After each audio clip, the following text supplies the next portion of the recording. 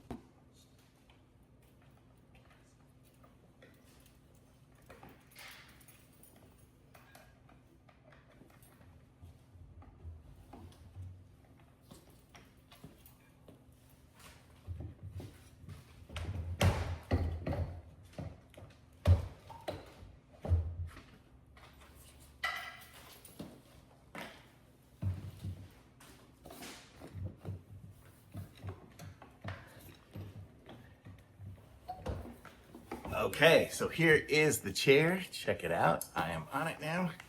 And what's cool about it, back a little bit, I can go and put my feet under it like this. I can scoot it out and have it feel like legs, whatever I want to do. It just kind of gives me different options. And I can still raise it like high and then just have it be a kneeling chair, whatever. Just lots of different options. I could even sit on the pillow probably.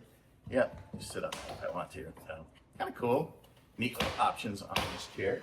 So that's cool. Swing it out of the way and use it.